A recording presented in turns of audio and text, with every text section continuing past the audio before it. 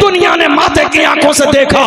ارے جب بریلی کے مصطفیٰ رضا کے علم کا عالم یہ ہے تو مدینے کے مصطفیٰ جان رحمت کے علم کا عالم کیا ہوگا. اسی لیے بریلی کے تاجدار پکار کے کہتے ہیں اور کوئی غیب کا تم سے چھپا ہو بھلا جب نہ خدا ہی چھپا تم پہ کرو. نعرہ تکبیر.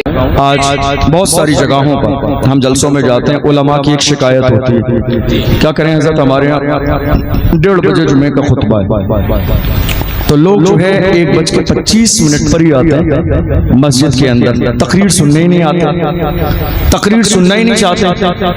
اگر آپ کا ذہن حاضر ہے، اصل میں بات یہ ہے کہ قوم کے جوان آج تقریریں سن سن کے بدزن ہو گئے.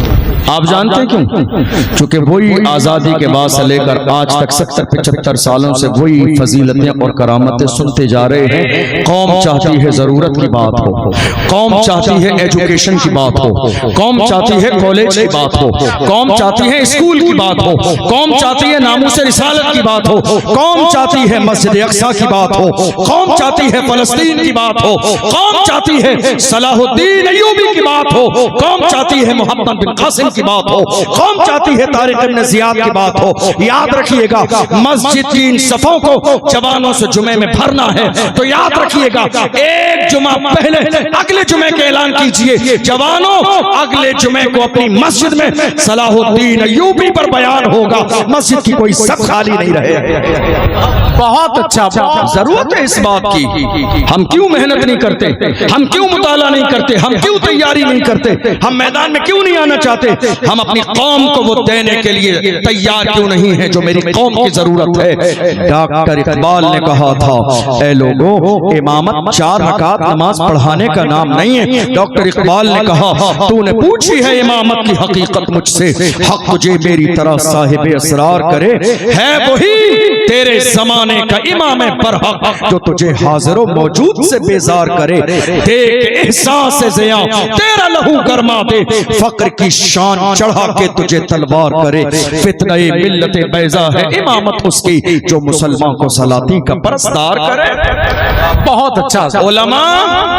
علماء دیکھنا ہے، علماء دیکھنا ہے. آج تو ہر شخص اپنا تعارف کرا دیتا ہے. علماء دیکھنا ہے، مفتی دیکھنا ہے تو بریلی شریف میں مفتی اعظم ہند کو دیکھ لو، ان کی سیرت کو پڑھ لو، ان کے جلووں کو دیکھ لو، ان کے تقوی کو دیکھ لو، ان کی پرہیزگاری کو دیکھ لو. ہم تو دنیا کے سامنے بڑے فخر کے ساتھ کہتے ہیں متقی بن کر دکھائے اس زمانے میں کوئی ایک میرے مفتی اعظم کا تقوی چھوڑ کر. شان ہے میرے مفتی اعظم کی، وہ جس علاقے میں جاتے تھے غیر مسلم بھی چہرہ دیکھتے تھے تو کلمہ پڑھ کے مسلمان ہو جاتے تھے. کون مفتی اعظم؟ جن کی شان یہ ہے کہ اسٹیشن پہ چند لوگوں کو لکھ کر اسٹیشن پہ ٹرین میں بیٹھنے کے بعد تعویذ دے دیں. لوگ کہ حضرت تعویذ تو مانگا ہی نہیں کسی نے.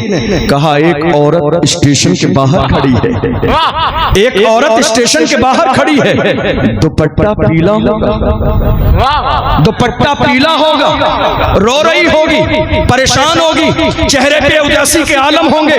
یہ تعویذ اسے جا کے دے دینا. آنے والا شک میں نہیں تھا ملے گی کہ نہیں ملے گی، وہ جانتے تھے مفتی اعظم ایسے ہی نہیں کہتے ہیں. اللہ اکبر. جب باہر آئے ہیں ایک عورت کو کھڑے دیکھا، دوپٹہ پیلا ہی ہے، رو رہی ہے. کہا مفتی اعظم ہند نے تیرے لیے تعویذ دیا ہے، رو کیوں رہی ہے؟ کہا میں اسی لیے رو رہی تھی، مجھے تعویذ چاہیے تھا. حضرت سے میری ملاقات نہ ہوئی، میرے کوئی اولاد نہیں ہے، اسی بنیاد پر شوہر مجھے طلاق دینا چاہتا ہے. دنیا نے ماتھے کی آنکھوں سے دیکھا. ارے جب بریلی کے مصطفیٰ رضا کے علم کا عالم یہ ہے تو مدینے کے مصطفیٰ جان رحمت کے علم کا عالم کیا ہوگا. اسی لیے بریلی کے تاجدار پکار کے کہتے ہیں اور کوئی غیب کا تم سے چھپا ہو بھلا جب نہ خدا ہی چھپا تم پہ کرو. نعرہ تکبیر، نعرہ رسالت، مسلک اعلی حضرت، ہم شبیہ غوث اعظم. نعرہ تکبیر، نعرہ رسالت.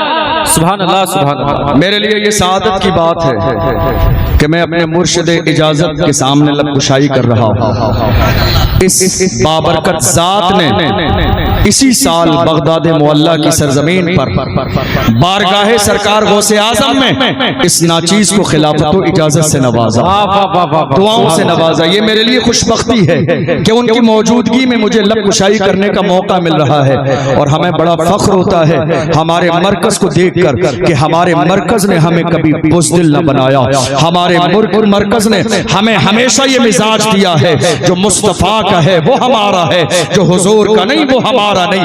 ہمارے مرکز نے ہمیں یہی مزاج دیا ہے۔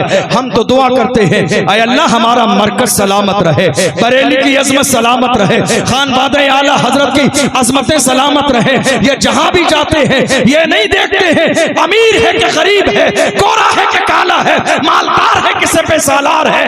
جب بات شریعت کی آتی ہے اس کی آنکھوں میں آنکھ ڈال کے کہتے ہیں جو شریعت پہ عمل کرنے والا ہے جو وہ خان بادہ اعلیٰ حضرت کا محبوب ہے، اور جو شریعت کا مخالفت کرنے والا ہے ہم اس سے رشتہ قائم نہیں رکھیں گے۔ بے شک سبحان اللہ سبحان اللہ۔ اسی بغداد معلیٰ کی سرزمین پر میں اپنی بات مکمل کر رہا ہوں، اسی بغداد معلیٰ کی سرزمین پر ایک علاقہ ہے کاظمین کے نام سے، اور وہاں ایک بارگاہ ہے حضرت امام موسیٰ کاظم رضی اللہ عنہ، جن کے بارے میں علامہ امام ذہبی نے اپنی کتاب میں لکھا یہ اتنی بڑی بارگاہ ہے اگر کوئی بدبخت انسان ان کی چوکھٹ پیشانی رگڑ دے تو اللہ اسے نیک بختوں میں شمار کر دیتا ہے۔ امام موسیٰ کاظم جانتے ہو ہمارے تیور کیا تھے، ہمارے تیور کیا تھے، ہمارا لہجہ کیا تھا، ہمارا انداز کیا تھا؟ ہم کسی بھی دور میں چاپلوس نہیں تھے، کسی بھی دور میں ڈرنے والے نہیں تھے، ہم کسی بھی دور میں دبنے والے نہیں تھے۔ ہمارے تیور اور ہمارا لہجہ کیا تھا؟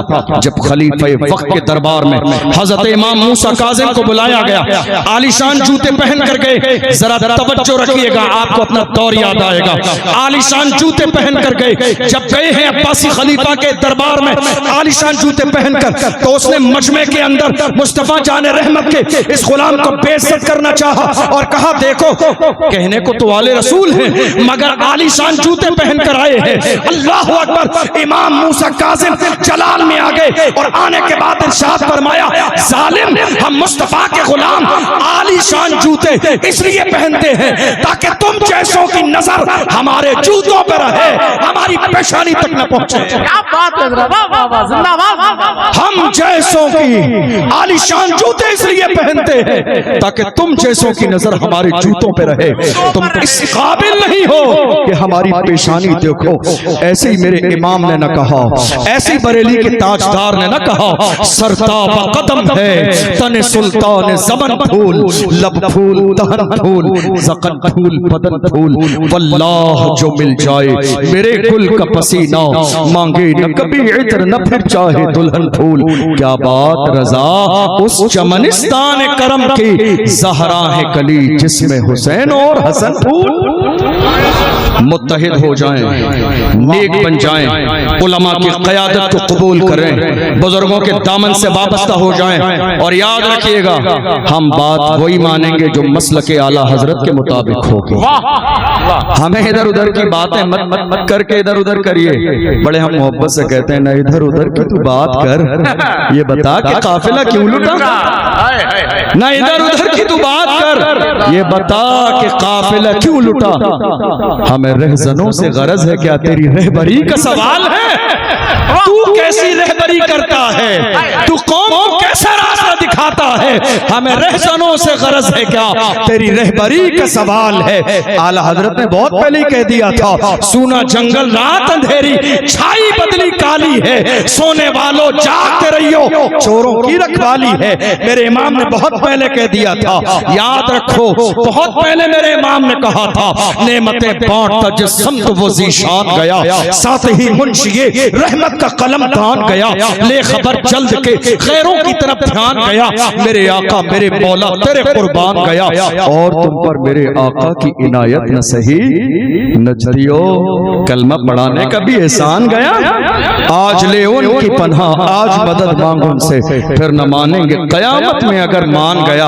اور جب اگلا شعر آتا ہے تو بڑا اچھا لگتا ہے مجھے، وہ شعر بھی یاد آتا ہے اور خادم حسین رضوی بھی یاد آتے ہیں، جس میں انہوں نے کہا تھا انہیں جانا انہیں مانا، نہ رکھا غیر سے کام، للہ الحمد میں دنیا سے مسلمان گیا، جان و دل ہوش و خیرت سب تو مدینے پہنچے، تم نہیں چلتے رضا سارا تو سامان گیا۔ اے کربلا کی تاریخ سننے والوں تمہیں مبارک ہو، تم زندہ حسین کے ماننے والے ہو۔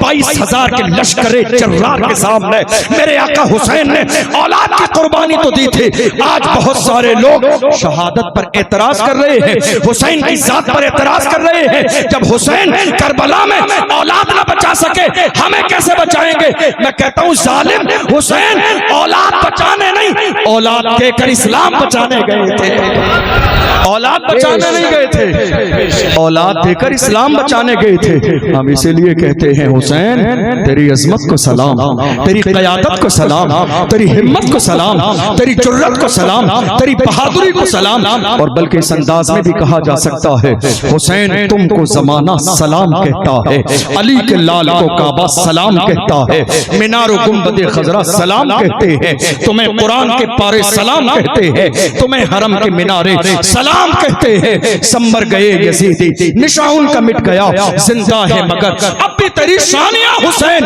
تم پر میں لاکھ جان سے قربان یا حسین، مرتا ہے آپ پر یہ مسلمان یا حسین۔ میرے آقا امام عشق و محبت نے ہمیں عقیدہ دے دیا، تو زندہ ہے واللہ، تو زندہ ہے واللہ، میرے چشم عالم سے چھپ جانے والے۔ اللہ کی بارگاہ میں دعا ہے پروردگار عالم ہم نے جو سنا ہے اسے سمجھنے اور عمل کرنے کی توفیق عطا فرمائے۔ سہون کوئی لفظش ہوئی ہو سب کو گواہ بنا کر اللہ کی بارگاہ میں توبہ کرتا ہوں، اللہ اپنے محبوب کے صدقے میں معاف فرمائے۔ والسلام علیکم ورحمۃ اللہ وبرکاتہ۔